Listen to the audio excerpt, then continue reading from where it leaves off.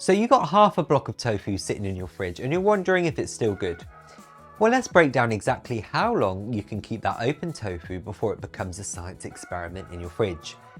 Hey, if you're into quick, no-nonsense food safety tips, hit that subscribe button to keep them coming along.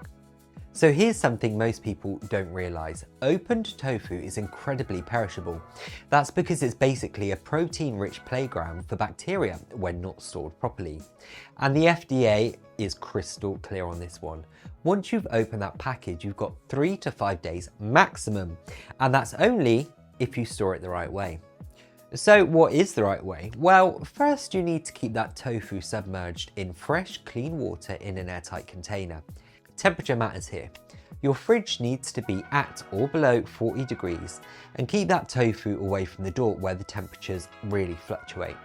And for a little cheat code, change that water daily. It's a little bit of work, but it's going to stop that bacteria from growing and keep your tofu fresher for longer. Now, can you freeze open tofu? Yeah, absolutely you can.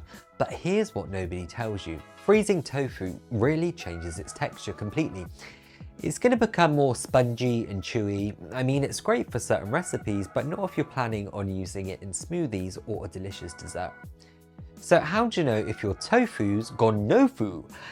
Trust your senses. If you spot any pink or brown discolorations, see any fuzzy spots, or catch a sour whiff, it's time to say goodbye. One mistake people do make is keeping tofu in its original packaging after opening.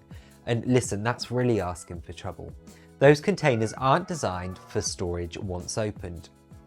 And please do not try to salvage questionable tofu by cooking it. The bacteria that can make you sick doesn't always have obvious signs, and cooking isn't necessarily going to kill all of the toxins that they've produced inside that lovely block of tofu. So if you want the bottom line, when in doubt, toss it out. A new block of tofu costs just a few bucks really, and a case of food poisoning costs a lot more and a few painful bowel movements. So that's all you need to know about freezing tofu. If you have any questions, drop them in the comments below. And as always, please wash your hands